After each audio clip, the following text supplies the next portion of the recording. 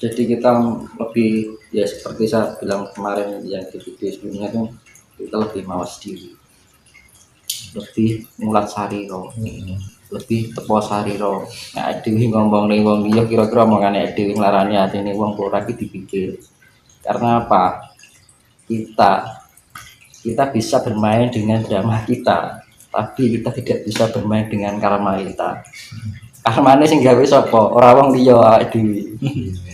Lah karmane ku metune saka ngendi? Terutama ning lambe, pikiran, rasa elek. Nah, iki yang perlu dihindari. Nah, kamu kok untuk perpindahan fase peradaban zaman baru itu yang dicari adalah orang yang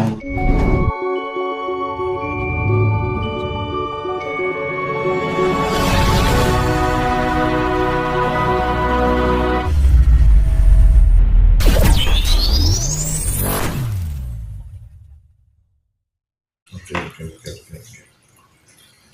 Jadi dengan energi dan kesadaran cinta welas asih itu akhirnya kita bisa menampung semua pencarian orang lain, menghargai, tidak mudah menghakimi, menjelekkan. Ini damai sekali mas jika bisa sampai di level itu mas. Iya kan tujuannya spiritual kan untuk mencari kedamaian. Sebenarnya kan spiritual itu bukan sesuatu yang apa ya khusus, tapi itu sebenarnya untuk umum. Jadi setiap manusia itu diperlukan spiritual. Spiritual kita gereja, kita kan menjadi spiritual. Kadang-kadang kan orang menganggap spiritual itu bahwa disangkut pautnya dukun. Kan gitu. Salah persepsi ya gitu. Sebenarnya memang spirit itu membangun jiwa kan gitu. Untuk mencari ketenangan. Kalau kita sudah tenang kan kita lebih pilih. Nah, karena jebakan-jebakan ini, karena putaran cakra semesta ini begitu energinya kuat, yaitu tadi tingkat kendali diri harus benar-benar kita tingkatkan. Caranya piye ya seperti yang saya jelaskan di video sebelumnya itu kuncinya melek bunyi. Kalau secara keheningan melek bunyi. Kalau cara Islam tafakur kan gitu. Jadi lebih kita memahami diri daripada kita harus menilai orang lain. Ya gitu. Terkecuali orang minta pendapat itu beda lagi. Ada orang minta pendapat kita kasihkan solusi. Nah gitu. Kan beda lagi. Mas dokter tolong aku nilai aku orangnya bagaimana. Nah itu kan beda lagi permintaan. Kita saling mengisi. Saling menguatkan, menumbuhkan satu sama lain. Ya, itu fungsinya kedamaian karena kan di zaman besok itu yang namanya kan zaman asmara toro. Asmara itu kan kasih, toro itu kan sifatnya meluas. Jadi semuanya itu makanya di dalam perjalanan ini jangan sampai kehilangan eling-eling satu aja. Aku kudu duwe sifat welas asih. Ketika saya berbicara jelek, kok aku kehilangan sifat asih? Iya kan? Begitu kita berbuat yang merugikan orang lain, kok aku kehilangan sifat asihku. Nah, welas asih, kasih sayang itu diingat-ingat terus. Nanti lama-lama terbiasa dengan sifat kasih itu. Tanpa diingat-ingat sudah menjadi keterbiasaan. Iya kan? Nah gitu loh. Makanya saya bilang welas asih itu kata sederhana, tapi nggak mudah kayaknya. Secara kita kehidupan sehari-hari itu nggak mudah. Saya misalkan divisi uang, gelem ora matur suwun, kan angel. Iya, dilelek uang, wah ini piye kan. Makanya kan hati-hatilah, jangan sampai kita menyinggung, wah ini ya konek dilelek kan gitu. Nah ini yang akan terjadi di kedepannya nanti akan ramai. Nanti akan timbul peperangan mencari barang cilik jadi kecil olah ketara sing barang cilik jadi barang sepele jadi gawe. Nah pilihan jadi grojokan. Bahaya ini. Soalnya ini yaitu tadi pengaruh putaran energi semesta sangat mempengaruhi emosional. Akhirnya apa? Orang tidak terkendali, tidak bisa berpikir secara akal sehat atau rasional. Kehilangan akal sehat. Akhirnya ngomong sakarepe dhewe, tumindak sakarepe dhewe, terus prasangka enek mengelek terus. Iya, iya, iya. Ya sing rugi sapa kan gitu. Dirinya sendiri. Nah, gitu. Makanya ya, untuk kita menghadapi seperti itu, tamengnya apa? Ya asih lagi. Mas. Ya wis lah, mau diarani enek kapan. Iya. Yang penting Gusti Allah sing ora ngarani kan ngono to. Diarani menungso gampang seperti itu. Iya, Mas. Nah, itu masalah apa namanya? Tapi kan sampai level itu kan ya Proses. enggak gampang ya, Mas. Ya makanya itu kan perlu dilatih kan. Itu kedewasaan, bijaksanaan. Makanya seperti saya bilang, hal yang berat itu kalau dibiasakan akan menjadi ringan. Iya. Hal yang tidak biasa jika dibiasakan menjadi biasa. Semua itu karena dibiasakan itu tadi.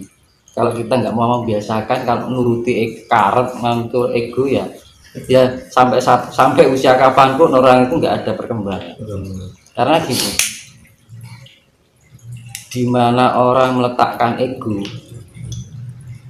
pertumbuhan kedewasaannya akan semakin sulit. Ibaratnya gini, lebih baik berbicara dengan orang bodoh tapi rendah hati daripada orang berbicara dengan orang pintar tapi egonya terlalu tinggi. Nah itu loh, malah enak itu orang walaupun bodoh sekali tuh, tapi dia mau menerima, bedanya bisa ngerteni, bisa memahami. Tapi kalau orang ada yang pintar merasa benar, akhirnya kita memberikan masuk yang sekiranya baik untuk dia, nggak kena balik.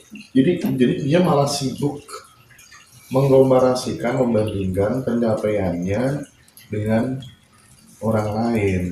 Oh, ini akhirnya dia memberikan penilaian, nah ini masih kurang gini, masih gini. Nah, penerimaan, menghargai itu memang tidak sembarang orang bisa sampai di situ, memang butuh waktu.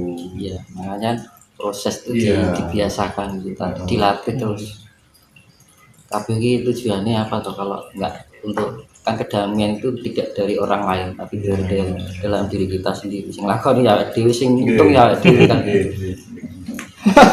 Iya Mas, penting sekali itu supaya ini ya namanya fungsinya spiritual kan itu Mas. Jadi kita lebih ya seperti saya bilang kemarin yang di video sebelumnya itu kita lebih mawas diri, lebih mulat sariro, lebih tepo sariro. Nah, dhewe ngomong ning wong liya kira-kira omongane dhewe nglarani atine wong ora iki dipikir. Karena apa? Kita bisa bermain dengan drama kita, tapi kita tidak bisa bermain dengan karma kita. Karmane sing gawe sapa? Ora wong liya awake dhewe. Lah karmane iku metune saka ngendi? Terutama ning lambe, pikiran, rasa elek. Nah, gitu yang perlu dihindari. Nah, kamu kok untuk perpindahan fase peradaban zaman baru itu yang dicari adalah orang yang mulutnya bersih, pikirannya baik, hatinya suci. Hatinya suci itu dalam arti selalu berprasangka baik. Itu yang namanya level smart kecerdasan. Jadi smart positif, smart kita berpikiran positif kan gitu. Positive heart itu inner beauty, iya kan. Positive soul jiwa itu untuk pengendalian, ya kan. Positif raga itu adalah power, kekuatan. Mas, ini saya langsung to the point aja ya. Gimana caranya langkah konkretnya, realnya yang bisa diterapkan di rumah masing-masing supaya orang yang dekat dengan kita itu terasa damai, omongan yang keluar dari mulut kita menyejukkan, ada sesuatu yang berbeda ketika dekat dengan diri kita menjadi pencerah secara tidak langsung, ya kan? Ada aura positif yang tertular ke sesama. Nah, ini kan saya ingin tahu langkah konkretnya, realnya supaya tidak mentah pada tataran wacana, dialog-dialog, diskusi-diskusi yang kita bangun gitu. Nah, praktik nyatanya yang bisa dikerjakan di rumah itu loh apa gitu Mas? Jadi kan ini ada dua, kan topo wening karo topo ngerangi, iya kan. Kalau topo wening itu kita di saat di dalam keheningan Oke. kita sering-sering introspeksi diri, perenungan, ya kan. Kita merenungi kira-kira kekurangan kita apa, kita benahi, evaluasi diri, ya kan. Kemudian di saat keheningan alam itu kita ngrumangsa, aku ki ning jagat ki ana sing nguripi, ana banyu, ana angin, ana bengi, ana lemah, tanah. Apa yang saya sudah berikan untuk kelestarian yang setiap hari memberi aku kan gitu. Jadi istilahnya Tuhan memayu hayune bau. Terus tafakur kalau malam ya untuk wening ya. Terus bisa meditasi wening, melatih. Kalau kita sudah melatih dengan itu, kita akan dengan sendirinya nanti terbangun secara ketenangan itu loh. Kunci ini kan yang tenang sama. Iya. Jadi di dalam keheningan itu untuk melatih ketenangan, keseimbangan diri biar di dalam kehidupan sehari-hari itu tidak mudah goyah, terbawa emosi karena keadaan ekonomi, keadaan masalah keluarga, kan gitu. Khawatir gua aku piye yo. Itu. Tapi kalau orang yang sudah tenang, sudah terlatih dengan ketenangan itu, nggak khawatir akan apapun. Bagi gue piye ora ono sifat khawatir nggak ada. Terus kalau sifat khawatir itu apa larinya ke emosional. Pikiran menjadi tidak sehat, akalnya sudah tidak berpikir secara logis. Ngomong sakarepe dhewe akhirnya cenderung omongan kita tanpa sadar menyakiti orang lain. Iya. Makanya dibangun itu dalam ya seperti yang jenengan bilang dulu sing anu masa akhirnya nah itu loh. Jadi malam itu kita mempersiapkan diri untuk di kehidupan sehari-hari dan gitu, dan itu harus dilatih terus. Dan jangan ada niatan itu hanya sesaat, kudu telaten. Kalau belajar masalah kasih hanya keinginan sesaat percuma. Jadi harus konsisten ya. Konsisten, harus terlatih tiap hari. Dan dasarnya apa? Dasarnya satu niat. Kedua, tanggung jawab. Kenapa dibilang tanggung jawab? Lah diri urip ning dunya nek sing nguripi lho. Iya.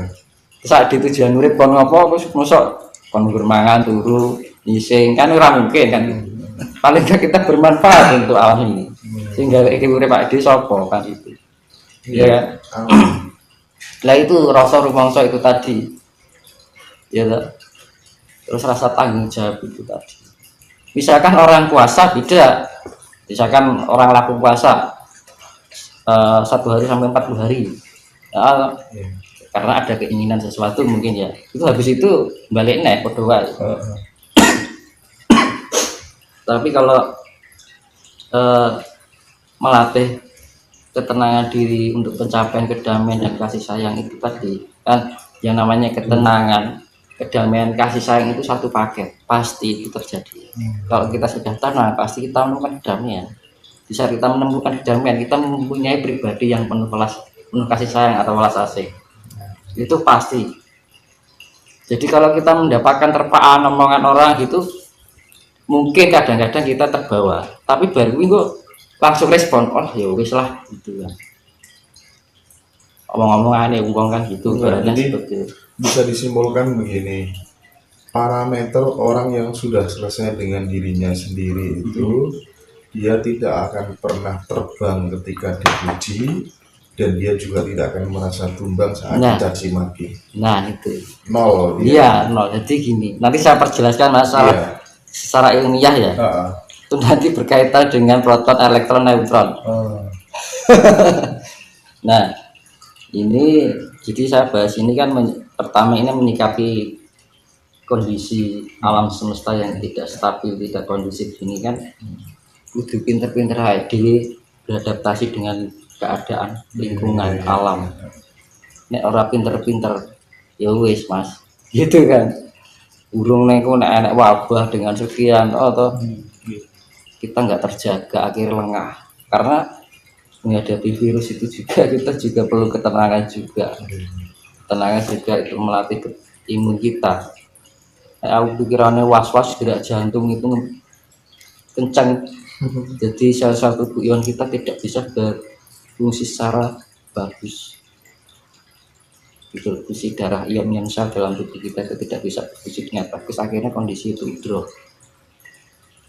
Ada kan wong kokan pikiran itu juga marak ke loro kan ngono lho. Iya.